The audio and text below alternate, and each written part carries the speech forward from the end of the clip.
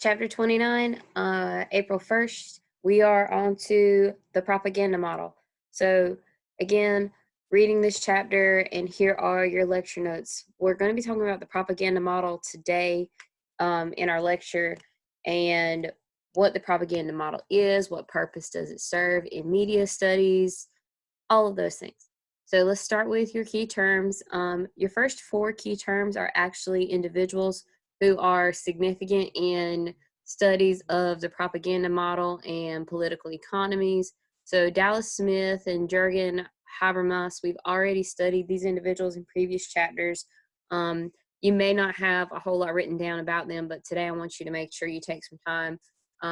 Google them on the internet. You may want to add media studies next to their name when you're searching them and looking them up. See what information you can find, what notes you can take about those four individuals. And then we have the public sphere we've defined earlier from Unit 1, if I'm not mistaken. Political economy centered approach from our political economy chapter. Today we're going to get into what is the propaganda model. We're going to revisit the Marxist theory of media studies and how Marxist theory impacts media. The Frankfurt School is going to be mentioned a couple of times in relation to your four gentlemen at the top of your slide for your key terms. We're going to talk a little bit about audience studies today as a spinoff of media studies, and then lobbyist and dominant ideology. You'll need to probably go back to your ideology chapter from Unit 2 to refresh on that one. Your discussion questions once we finish the lecture today are going to be, how can mass media serve as a form of propaganda? 2, what kind of specific examples of mass media as propaganda can you think of that would either support or contest this model for understanding the media? And then question 3, what underlying propaganda does your adaptation demonstrate? Again, I want to keep revisiting your Unit 3 production and structure projects where you are analyzing multiple versions of a particular work or multiple adaptations of a work. And if we're going with this idea that mass media has a little bit of underlying propaganda, I want you to think about what underlying propaganda that is in your individual adaptations. So let's go to our chapter 29 lecture notes. A lot of lecture notes going on today. So we'll start with the propaganda model. The propaganda model, and this is probably going to be your definition that you end up writing, is a facet of political economy in which mass media is critiqued with the hope of evaluating and understanding how audiences are impacted by the messages they are receiving. So in previous chapters, for Unit 3 so far, we've talked about political economy, and a lot of it's been on production, and it's been from the producer side and the producer's angle. You know, even with yesterday, we talked about how in media, the advertisers are the producers who are trying to buy the attention of the consumer. So even looking at consumerism and consumption, we're looking at it from the angle that the advertisers are purchasing the consumers. So a very interesting way of looking at it. Today we're getting into the consumer or the consumption side with looking at the consumer. So we'll talk a little bit more about audience studies. But like we said, as previously established, mass media is largely controlled through politics and funded by economic parties pushing particular agendas. So now what does that mean? For most of us, we understand that propaganda is a way of putting your ideals out there and getting someone else to buy into those. And so we're pretty familiar with the idea of propaganda, and the propaganda model doesn't vary much from that. That's what we're going to be talking about and studying today. So the propaganda model was originally presented by Noam Chomsky and Edward Herman. And Chomsky and Herman decided and put out that mass media is a system that provides information that will allow audiences to identify with and become part of a larger society. But in order for audiences to become a part of that larger society, systematic propaganda must be in place. And that systematic propaganda comes from mass media. So mass media in its different forms, in its different outlets, put out information in a certain way, in an organized and structured manner. And that organized and structured manner of putting out information is what Noam Chomsky and Edward Herman deemed was the propaganda model.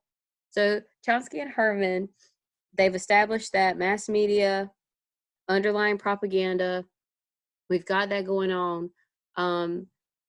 And here's how we can tell, and here's how effective that propaganda may be. These are 5 filters that you need to consider in order to understand the underlying propaganda within a particular media source. Size and ownership of the media. Propaganda is effective when it's being put out on a large scale to a large number of people in massive amounts. It's just information overflow at that point. So one of the filters of PM, they obviously look at size and the ownership of the media. Who owns this and how much do they exactly own? Because if I've got just a small local newspaper, my propaganda is probably not going to be that effective. I don't have a wide enough audience. But if I'm the owner of, let's say, the Washington Post, I've got a lot of size, I've got the ownership of something big, my propaganda is going to be likely be very effective. Second one, economic model of revenue. When you're looking at propaganda models, you want to see what kind of impact you're having. So in order to accurately judge propaganda and judge its effectiveness, you want to see the turnover in money. You want to see your results pay out somehow. And so that economic model is going to be what shows you that. Third, trusted resources. So again, I've got my Washington Post newspaper. I'm looking for trusted sources, and my trusted sources I put in quotes because we're talking about government public relations officers or lobbyists. Again, with those particular officials and with propaganda, you have to be aware of biases. So that's why your trusted sources is going to be quoted off there.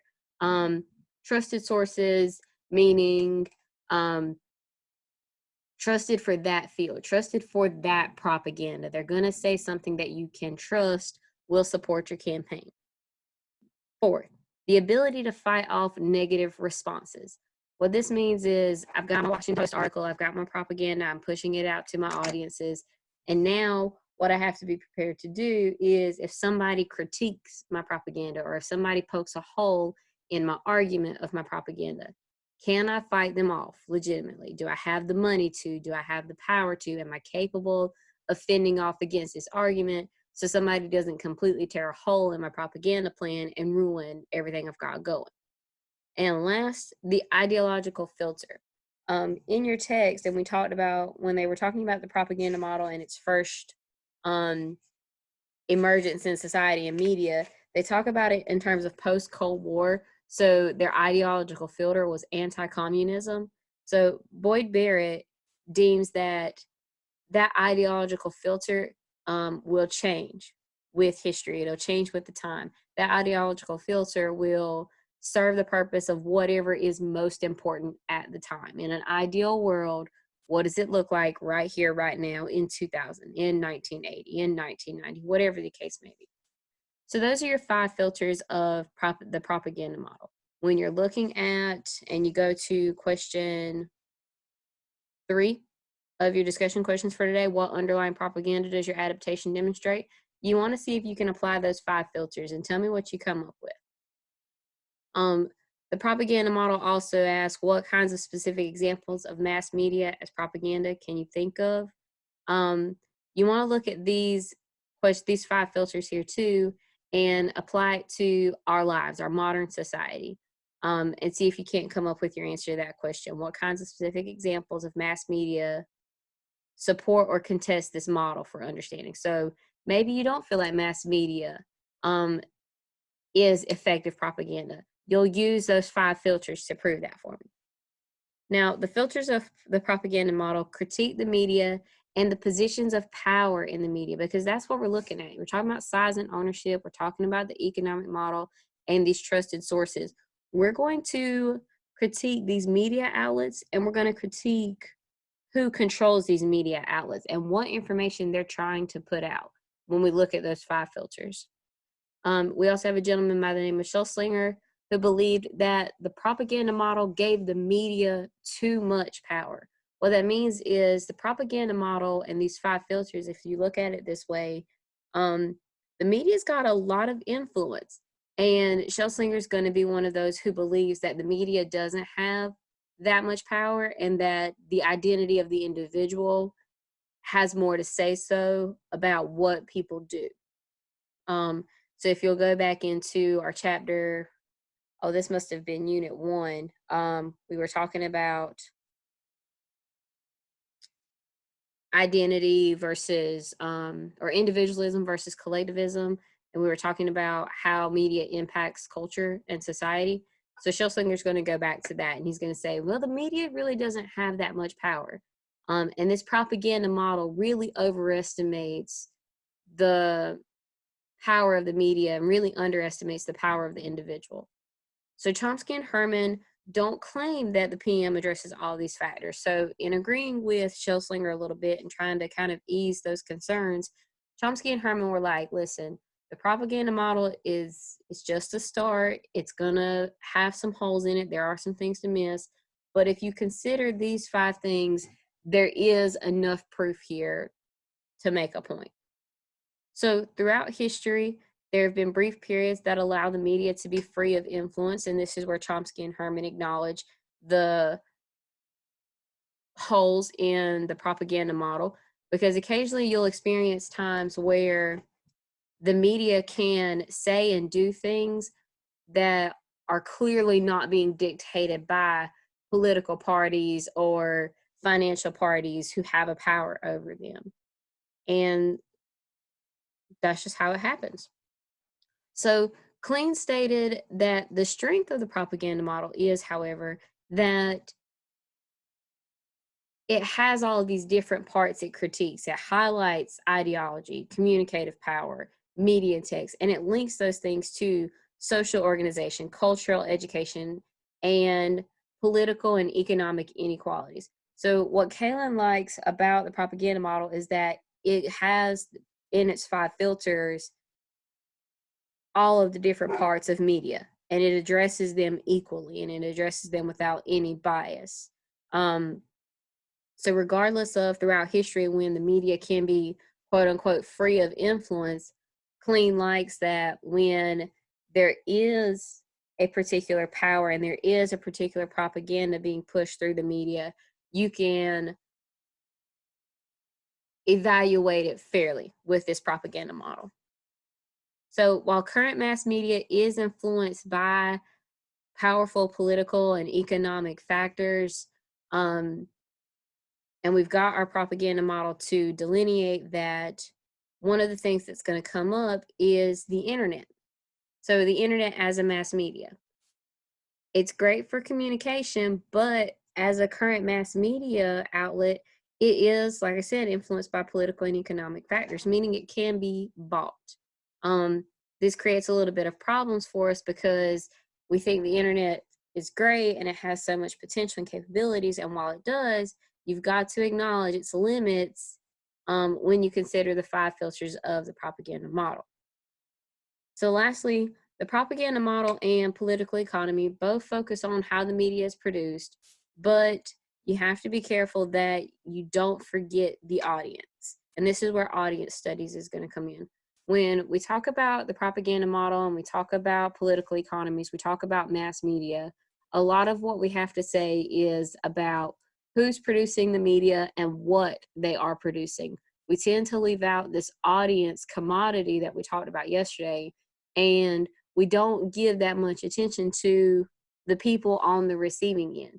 So we've talked in the past about the passive audience versus the active audience, how invested are people in their media sources, and how influenced by media sources are they. And this is just a continuation of those ideas, something to keep thinking about. In order to to wrap things up, and in order to really effectively understand media and media studies, the overall idea of this chapter is that you can't look at any one of these things alone. The political economy, the propaganda media, and the audience studies all must work together in order to evaluate the media. That way, you're unbiased, you're full circle, you're well-rounded in your understandings of all things media. Okay? So, a lot going on here in the propaganda model chapter, a lot of new information, a lot to consider. Um, when you're looking at completing this chapter, taking your notes, listening to this lecture, if you've got questions, please let me know. Um, I know these videos can kind of leave things out without having face-to-face interaction and having the students asking questions. But if you ask a question, I'll answer it. We may end up start doing some discussion boards or something just to kind of really get all those questions out there in case multiple people have the same question. We'll figure something else out. Um, so like I said, don't forget to define your key terms, respond to your discussion questions. This is chapter 29, so it is going to be on your quiz for Friday, April 3rd. Just making sure that you are prepared. And that's going to be it. We'll do chapter 30 next.